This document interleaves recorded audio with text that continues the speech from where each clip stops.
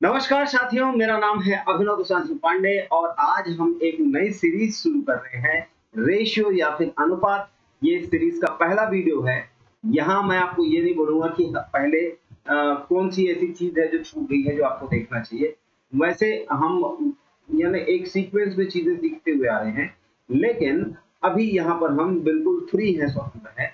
तो आज बात करेंगे रेशियोज की। चलो थोड़ा सा हम फंडामेंटल सीख लेते हैं और उसके बाद में हम बढ़ेंगे अपने चैप्टर की ओर। तो सबसे पहले बात करते हैं कि ये रेशियोज होता क्या है। तो देखिए, रेशियोज या फिर अनुपात, ये जो वर्ड है अनुपात, इसके बारे में हम बात करेंगे। ठीक है, अब यहाँ पर क्या है कि मान लेते हैं हमारे पास में दो ऐसी संख्याएं हैं जिनके बीच में रिलेशन है। जैसे है, एक पहली संख्या है 12 और दूसरी संख्या है 24। अब अगर हम इनके दोनों के बीच में रिलेशन बनाना चाहें तो हम ये बोल सकते हैं कि ये जो हमारी पहली वाली संख्या है, अगर मैं इसको 2 से मल्टीप्लाई कर दूं तो ये दूसरी वाली संख्या हमें मिल जाएगी। अब इसका मतलब ये है कि अगर मैं 12 और 24 ये लेके आऊं तो मैं इसको क्या लिख सकता हूं, 12 एकम 12 और 12 दूने 24, ये हो सकता है। इसी को मैं और क्या लिख सकता हूं, इसी को मैं और भी लिख सकता हूं। मतलब यहाँ पर मैं x का गुणा कर रहा हूं दोनों जगह और ये x का मान अभी 12 है।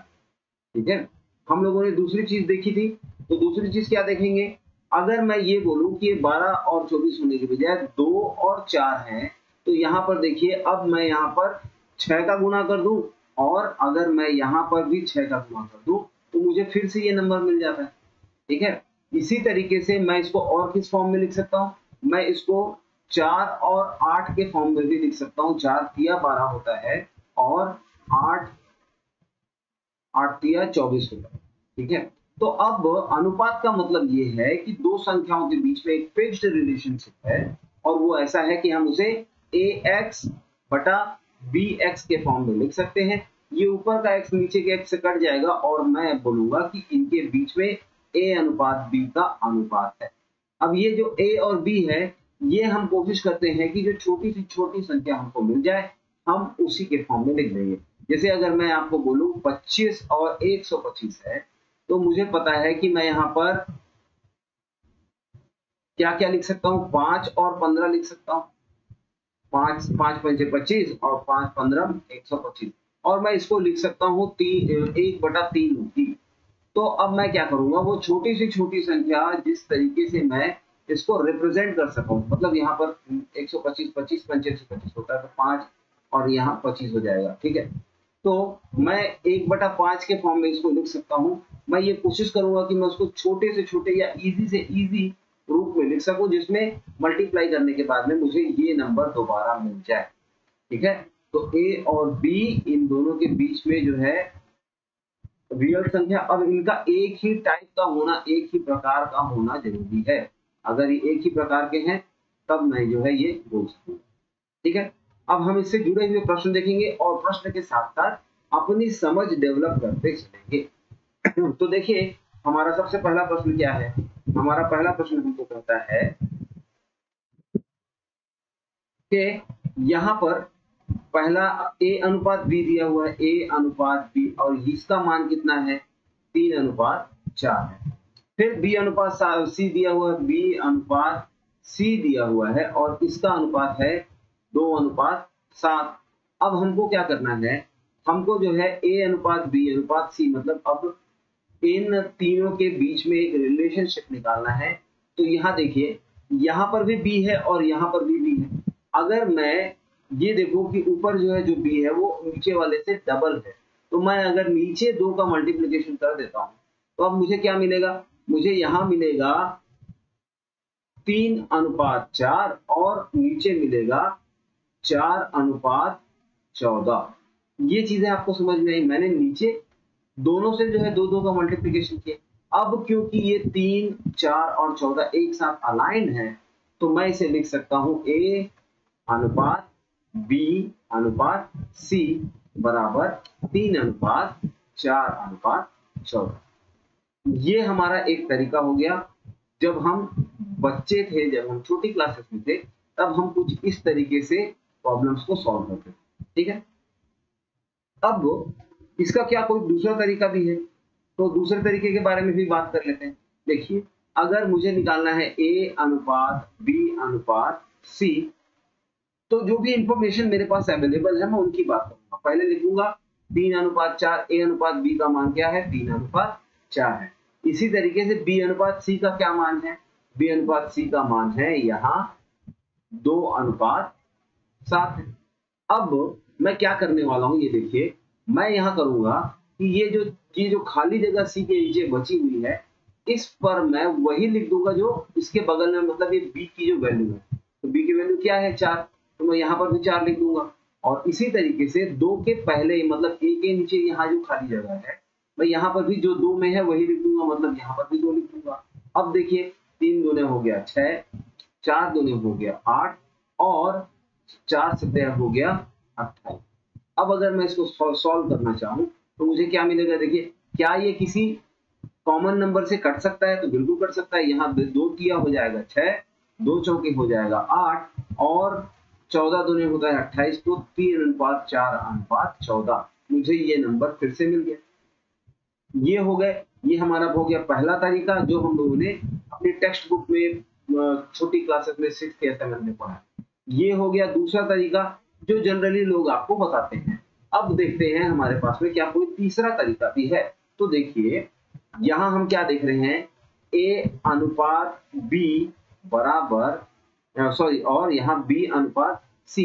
यहाँ वैल्यूज क्या है? देखिए, 3 है, 4 है और यहाँ 2 है और 7 है। हम पहले क्या करेंगे? पहले A के लिए वैल्यू निकालने के लिए ऊपर से नीचे मल्टीप्लाई करेंगे। तो 3 दूने क्या हो गया? 6 हो गया।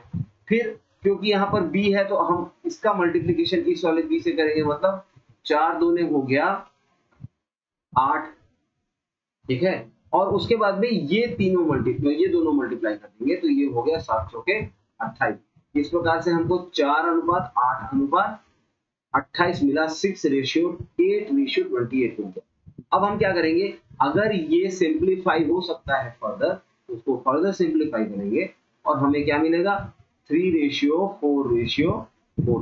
तो इस तरीके से हमारे पास में 3 अलग अलग तरीके हैं। कौन कौन से तरीके हैं? पहला ओल्ड स्कूल मेथड, हम लोगों ने जो अलग अलग हिस्से में अलग अलग नंबर्स की मल्टीप्लिकेशन की। दूसरा है ये वाला मेथड जहां हम पूरा मैट्रिक्स बनाते हैं फिर मल्टीप्लिकेशन करते हैं। और ये तीसरा जो थोड़ा ज्यादा डायरेक्ट और जो थोड़ा ज्यादा कन्वीनियंट है, ज्यादातर हम इसी को यूज करते रहेंगे। तो हमारा यहाँ पर इस क्वेश्चन में आंसर क्या है? 3:4:14। आगे बढ़ते हैं, अगले प्रश्न को देखते हैं। अगले क्वेश्चन की डिमांड क्या है ये देखते हैं। यहाँ पर A/B बोलता है 33:32, B/B बोलता है 16:14, C/D बोलता है 28:22। A/B हमको निकालना है।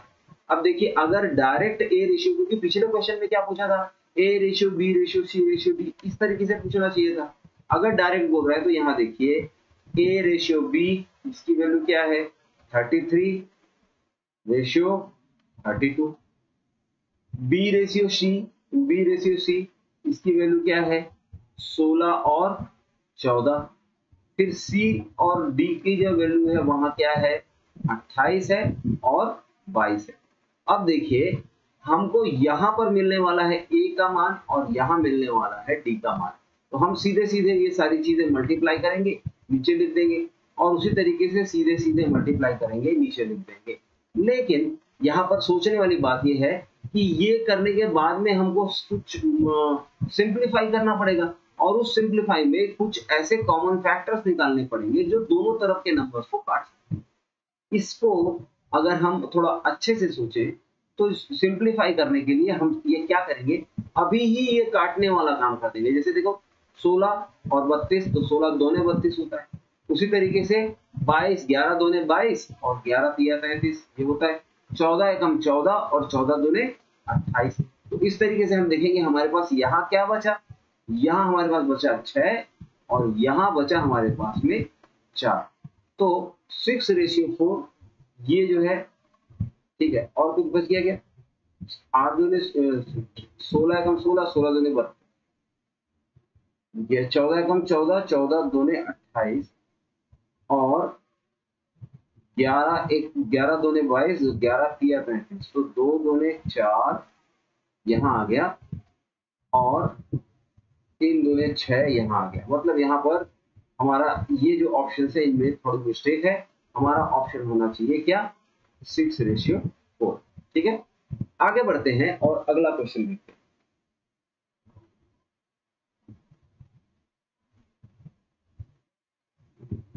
अच्छा हाँ, यहाँ देखिए, यहाँ हम लोग लिख सकते हैं इसको फर्दर सिंप्लीफाई करके, 2 तिया 6 और 2 दूने 4, तो 3:2, और यहाँ हमारा ऑप्शन आ जाएगा 3:2। ठीक है, थोड़ी मिस्टेक हो गई, आगे बढ़ेंगे। अब देखिए यहाँ क्या पूछ रहा है, यहाँ A/E पूछ रहा है, और हमारे पास में क्या क्या चीजें हैं देखिए। A/B क्या है, A/B है 13 और इधर है 22। दूसरा है B/C, B/C क्या है, तो B/C देखिए यहाँ है 21 और यहाँ है 8। फिर देखते हैं C/D, तो C/D है 16 और 39, और D/E है 2:7। अब यहाँ हमको पहला और आखिरी निकालना है, A/E पूछा हुआ है, इसलिए हम सीधा सीधा यहाँ मिल जाएगा हमको A की वैल्यू और यहाँ मिल जाएगी E की वैल्यू। तो जो जो कटता है पहले हम वो कटाएंगे और उसके बाद में देखेंगे कि कौन सी चीजें लास्ट में बचती हैं। तो यहाँ देखिए 8 एकम 8 और 8 दूने 16, 7 एकम 7 और 7 तिया 21। अब क्या बच रहा है, 2 एकम 2, 2 11 22 और 13 एकम 13, 13 तिया 39। फिर ये वाला 3 और ये वाला 3 भी गया, तो हमारे पास में लास्ट में बचता है ये 2 और ये 11। 2:11 क्या हमारे ऑप्शन में है, क्योंकि इसको फर्दर सिंप्लीफाई नहीं कर सकते, ए हमारे ऑप्शन में है, and this is our correct answer. चलिए बढ़ते हैं अगले सवाल की तरफ, और अगला सवाल क्या बोलता है देखते हैं। अब अगले सवाल में है A/B, इसकी वैल्यू है 18 और 26। B/C, इसकी वैल्यू है 14 और 9। अब क्या है C/D, और इसकी वैल्यू है 27 और 14, और D/E, और इसकी वैल्यू है 4:3। हमसे क्या पूछा है, पहला वाला और आखिरी वाला, मतलब यहाँ मिलेगा A, यहाँ मिलेगा E, जो कटता है वो कटाएंगे और उसके बाद में देखेंगे कि रिजल्ट एंड रिजल्ट क्या है। ये 14 और ये 14 गया, ठीक है, कलर चेंज कर लेते हैं। उसके बाद में 9 और 9 तिया 27 ये गया, 3 छके 18 ये गया, और कुछ जा रहा है क्या, तो और कुछ 2 दूने 4 और 2 13। अब मुझे लगता है कि यहाँ पर सिर्फ 13 बचा, और यहाँ क्या बचा 6 और 6, मतलब 6 छक्का 36 और 13, तो ये हो जाएगा 36:13। क्या ये हमारे ऑप्शन में है, बिल्कुल है, 36:13 ये हमारा आंसर। ठीक है, तो इसी तरीके से तो आपको लग रहा होगा कि ये क्यों इतने इजी सवाल हम कर रहे हैं, लेकिन आप समझिए कि हम फाउंडेशन बना रहे हैं, हम चीजें धीरे धीरे करके सीखेंगे और उसको सॉलिड कॉन्क्रीट करते जाएंगे, यही हमारी सक्सेस का मेन मोटिव है।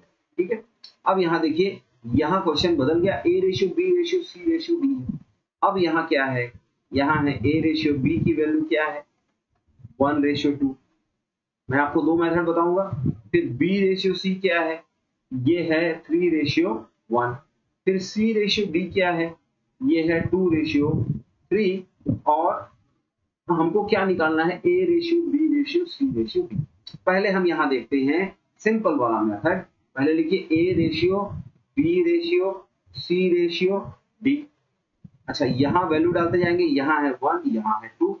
उसके बाद में B/C मतलब यहाँ है 3, यहाँ है 1, और इसके बाद में है 2:3 मतलब यहाँ 2 और यहाँ 3।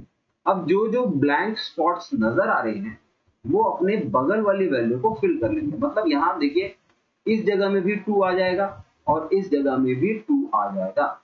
इसी तरीके से यहाँ आ जाएगा 3, यहाँ आ जाएगा 1, और इसी तरीके से यहाँ भी 2 आएगा और यहाँ पर भी 2 आएगा। अब आप मल्टीप्लाई कर दीजिए और आपको सही वैल्यूज मिल जाएंगी। तो देखिए 3 दूने 6, इसके बाद में यहाँ क्या है 3 चौके 12, फिर यहाँ मिल जाएगा आपको 2 दूने 4 और लास्ट में मिल जाएगा आपको 3 दूने 6। हम लोगों ने ये मेथड देखा, लेकिन एग्जाम में ये फीजिबल नजर नहीं आता है। तो पहले ये देख लेते हैं कि ये हमारे ऑप्शन में है कि नहीं। 6 12 4 6 मतलब बी हमारा करेक्ट आंसर हो गया। लेकिन अब हम थोड़े से कॉम्प्लेक्स मेथड में जाएंगे जो बाद में हमको बहुत इजी पड़ेगा।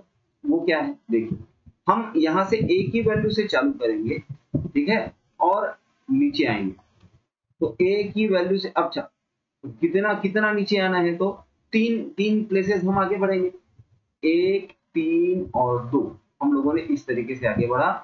ए की जगह में हमको क्या मिला 3 दूने 6। फिर रेशियो लगाओ, बी से चालू करो और फिर से 3 स्टेप जाना है। तो बी के बाद में यहाँ और यहाँ के बाद में हम ऊपर चले जाएंगे यहाँ। तो ये हो जाएगा 3 दूने 6 और दूने 12। तो बी की वैल्यू क्या हो गई 12। अब तीसरी वैल्यू देखिए, तो सी से चालू करेंगे और सी से चालू करने के बाद में हम कहाँ जाएंगे, हम यहाँ से ऊपर जाके ये दोनों वैल्यूज उठा लेंगे। तो क्या हो जाएगा 2 दूने 4 और एकम 4। तो सी की वैल्यू हो गई 4।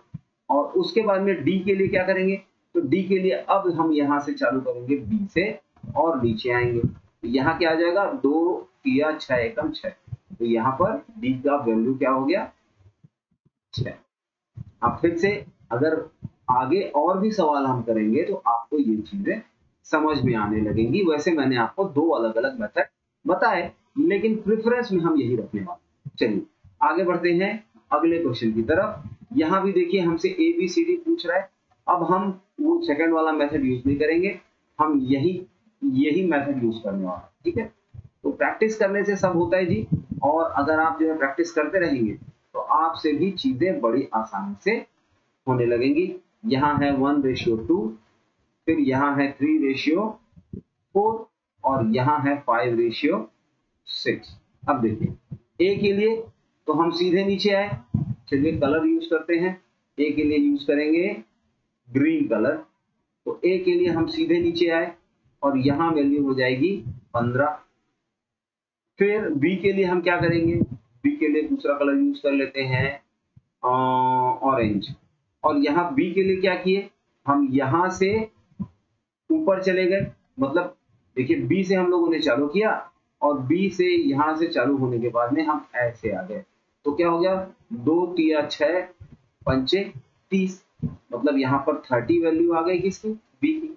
अब चलिए सी के लिए फिर से कलर चेंज करते हैं और ये कलर लेते हैं। तो सी से चालू करेंगे तो अब हम क्या करेंगे, ये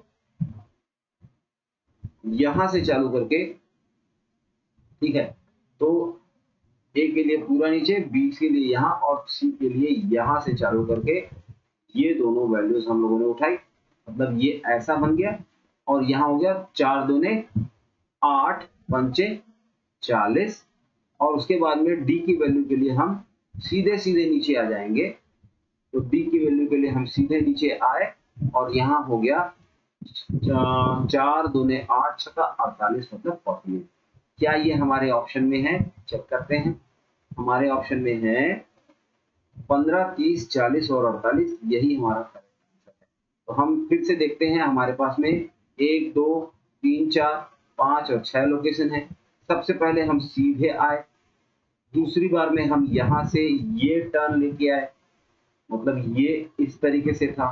तीसरी बार में हम लोगों ने ये वाला टर्न लिया, ठीक है, मतलब यहाँ से ऐसा टर्न लिया, यहाँ से ये टर्न लिया और चौथी बार हम पूरा नीचे आए। ये इसको सॉल्व करने का आप बोल सकते हैं QR कोड है, ठीक है। और सॉल्व करते जाएंगे हम तो चीजें समझ में आती रहेंगी। चलिए अब आगे बढ़ते हैं और अगला प्रश्न देखते हैं। अगला प्रश्न क्या है भाई, अगला प्रश्न है, अब यहाँ थोड़ा सा ट्विस्ट आ गया। अब क्या बोल रहे हैं, 6a की वैल्यू किसके बराबर है, 2b की बराबर है और इसकी वैल्यू 3c के बराबर है। तो a b और c का जो रेशियो है वो क्या होगा। अब आप समझ लीजिए कि इन सारे वैल्यूज को अगर हम इक्वल करना चाहें तो हम क्या कर सकते हैं, मान लेते हैं ये सारी चीजें किसके बराबर है, 1 के बराबर है। अब बताओ 6a में a की वैल्यू क्या रखे कि 1 आ जाए, तो आपको पता चलेगा कि a की वैल्यू रख देते हैं 1/6। उसी तरीके से 2b में b की वैल्यू क्या रखे कि 1 आ जाए, तो आप बोलेंगे 1/2। और इसी तरीके से 3c में c की वैल्यू क्या रखे, तो आप बोलेंगे 1/3। तो अब a b और c का जो रेशियो है वो 1/6, रेशियो 1/2, रेशियो 1/3 ये हो गया। लेकिन अब आप ये बताइए कि क्या ये आपको देखने में अच्छा लग रहा है, मतलब डिनोमिनेटर में है वो भी इनप्रॉपरली अरेंज्ड है, तो अब हम इसको समझने में थोड़ी सी प्रॉब्लम होगी। इसलिए हम क्या करेंगे, हम कोई ऐसा नंबर सोचेंगे जो इन तीनों से पूरी तरीके से डिवाइड हो जाए। तो हम ऐसा नंबर 24 भी ले सकते हैं, 12 भी ले सकते हैं, लेकिन नंबर जितना छोटा होगा उतना ज्यादा अच्छा होगा। इसलिए हम एलसीएम लेंगे। तो यहाँ पर चलो मल्टीप्लाई करते हैं, क्या चीज हम मल्टीप्लाई करेंगे, यहाँ पर भी 12, यहाँ पर भी 12 और यहाँ पर भी 12। तो देखिए 6 दूने 12, तो यहाँ ले लेते हैं 2। इसी तरीके से 2 छक्के 12, मतलब यहाँ पर ले लेते हैं 6, और इसी तरीके से 3 चौके 12, मतलब यहाँ ले लेते हैं 4। अब बताइए क्या ये हमारे ऑप्शन में है, आंसर इज नहीं है। क्या इसको फर्दर सिंप्लीफाई कर सकते हैं, बिल्कुल कर सकते हैं। ये हो जाएगा 2 एकम 2, 2 तिया 6 और 2 दूनी 4, 1:3:2। क्या ये हमारे ऑप्शन में है, बिल्कुल है। That is why C is our correct answer. तो इसी तरीके से बार बार प्रैक्टिस करेंगे ऐसे सवालों से, बार बार हम अगर आमना सामना होता जाएगा then we'll be able to. तो सबसे पहले हम क्या करेंगे, यहाँ पर ए बी सी के साथ में जो भी मल्टीप्लाइड है उतना हम डिवाइड करते जाएंगे। तो यहाँ आया 1/2 रेशियो, 1/6 रेशियो, 1/3। आप पिछले क्वेश्चन को देखिए, आपको वही चीज नजर आएगी। हम लोगों ने यहाँ पर जो भी मल्टीप्लाइड था ए बी और सी के साथ में, उसी को हम लोगों ने रेसिप्रोकल लेके रेशियो बना दिया। अब इसको सिंप्लीफाई करना है, फिर से एलसीएम निकालेंगे, हमको मिला 6, और 6 जो है हम मल्टीप्लाई कर देंगे हर एक जगह। तो अब जो है यहाँ पर 6 मल्टीप्लाई करते जाइए और देखिए क्या है। तो यहाँ 6 मल्टीप्लाई किया, यहाँ 6 मल्टीप्लाई किया और यहाँ पर भी 6 मल्टीप्लाई किया। यहाँ मिलेगा 3, यहाँ मिलेगा 1 और यहाँ मिलेगा 2। तो 3:1:2 ये हमारा ए करेक्ट आंसर है। अब धीरे धीरे पेस आप गेन करते जाएंगे, धीरे धीरे चीजें समझते जाएंगे, और जिस तरीके से मैं आपको एक्सप्लेन कर रहा हूँ या आपको मेरे जो लेक्चर्स अगर समझ में आ रहे हैं, तो आपकी जिम्मेदारी है कि आप अपने दोस्तों को भी बताएं कि हाँ भाई, आप अगर फोटोन से जो है एप्टीट्यूड सीखते हैं तो आपको आसानी होगी। दूसरी चीज कि अगर आप हमारी फैमिली का हिस्सा नहीं है, तो फिर हमारी अगली मुलाकात ऐसे ही किसी सर्च रिजल्ट में स्क्रॉल करते हुए मिलेगी। तो इससे अच्छा है कि आप सब्सक्राइब कर लो, और सब्सक्रिप्शन के लिए जल्दी से वो बटन दबा दीजिए। चलिए आगे बढ़ते हैं। अगला प्रश्न क्या है, अगला अब परसेंट वाली बात है। ये एकदम इंटायरली न्यू चीज लग रही मुझे, और ऐसा समझ में नहीं आ रहा है कि अब मुझे क्या करना चाहिए। शायद अगर आप पहली बार ये मतलब ये क्वेश्चन देखें तो आपको भी कंफ्यूजन होगा, लेकिन don't worry dear, Abhinav Pandey is here. तो चलिए देखते हैं क्या क्या कर सकते हैं हम। देखिए 30% है ऑफ मतलब मल्टीप्लाई होता है ए, ठीक है, इज इक्वल टू 40% ऑफ मतलब मल्टीप्लाई होता है बी से, और इज इक्वल टू 20% ऑफ मतलब मल्टीप्लाई होता है सी से। अब देखिए क्या मैं सबका परसेंट कट कर सकता हूं, मतलब मैंने क्या किया, सारे परसेंटेज के साइन एक साथ हटा दिए, ये गया ये गया ये गया। इसी तरीके से अगर मैं तीनों को 10 से डिवाइड कर दूं तो ये हो जाएगा 3a is equal to 4b is equal to 2c। अब बताओ ये क्वेश्चन डिफिकल्ट है क्या, नहीं है। आगे क्या करेंगे हम, 1/3 रेशियो 1/4 रेशियो 1/2। ये दिख रहा है मिसगाइडेड या फिर मतलब स्कैटर्ड। इसको ठीक करते हैं। तो मल्टीप्लाई किससे करेंगे, एलसीएम निकालो, 4 तिया 12। तो 12 से मल्टीप्लाई करने के बाद में देखिए यहाँ पर क्या हो जाएगा, 12 से मल्टीप्लाई करेंगे तो ऊपर आ जाएगा 4, वैसे यहाँ मल्टीप्लाई कर देंगे ऊपर आ जाएगा 3, और यहाँ आ जाएगा 6। 4:3:6। क्या ये हमारे ऑप्शन में है? इसलिए ये हमारा करेक्ट आंसर हो गया। ठीक है, अब देखते हैं हमारा अगला सवाल जो कि क्या है। देखिए 40% सीधा लिखो, 4a is equal to 5b is equal to 7c। अब क्या करेंगे, तो रेशियो निकालो 1/4 रेशियो 1/5 रेशियो 1/7, ये हो गया। अब क्या करेंगे, हम निकालेंगे एलसीएम। एलसीएम क्या निकलेगा, देखा 5 सत्ते 35 और 35 के बाद में ये भी तो मतलब सब यूनिक है, तो ये हो जाएगा देखो 5 चौके 20 और 20 सत्ते, ये सत्ते होता है 140, तो यहाँ नीचे हो जाएगा 140। और 140 करने के बाद में यहाँ क्या आने वाला है, देखिए जब भी हम इसके बाद में जो है हम पढ़ रहे होंगे कभी फ्रैक्शन, तो आपको समझ में आएगा। यहाँ आ जाएगा 5 × 7 रेशियो, यहाँ आ जाएगा ये बीच वाला छोड़ो, तो ये हो जाएगा 4 × 7 रेशियो, और यहाँ 7 हटा दो तो ये हो जाएगा 4 × 5। इस तरीके से यहाँ आएगा 35, यहाँ आएगा 28 और यहाँ आएगा 20।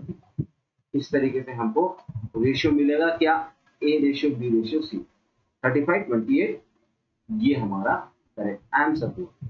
ठीक है, तो ऐसी ही चीजें जो है इजी होती जाएंगी, हम प्रैक्टिस करते जाएंगे। और आप यकीन मानिए कि अगर मैं फ्रैक्शन की बात करता हूं तो फ्रैक्शन जो है वो एक सबसे ज्यादा इंपॉर्टेंट हिस्सा होगा आपकी पूरी बिल्डिंग में। मतलब आप बिल्डिंग में दरवाजे रखें या ना रखें, खिड़कियां रखें या ना रखें, ऊपर टिन डालें या फिर छत बना दें, इन चीजों से फर्क नहीं पड़ता। लेकिन अगर आप प्लिंथ पर ध्यान नहीं देंगे तो फिर आपकी प्लिंथ मतलब होता है क्या, नींव। तो अगर आप प्लिंथ पर ध्यान नहीं देंगे तो आपकी पूरी बिल्डिंग कमजोर हो जाएगी। इसी तरीके से अगर आप एप्टीट्यूड बनाना चाहते हैं तो एप्टीट्यूड में सबसे ज्यादा रेशियो एंड प्रोपोर्शन, ये जो है लगभग हर प्रकार के सवाल आप जो सॉल्व करने वाले हैं वहां पर आपको ये देखने के लिए मिलेगा।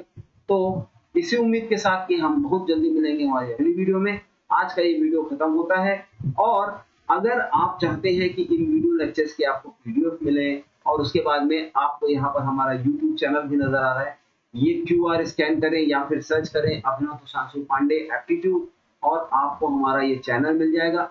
अगर आप ये यूट्यूब की बजाय फेसबुक या कहीं और देख रहे हैं तो आपको ये काम कर लेना चाहिए, क्योंकि यहाँ मिलेंगे आपको रेगुलर अपडेट्स और हम लगातार जुड़े रहेंगे। तो वेलकम टू आवर फैमिली, मिलते हैं अगले वीडियो में। Thank you.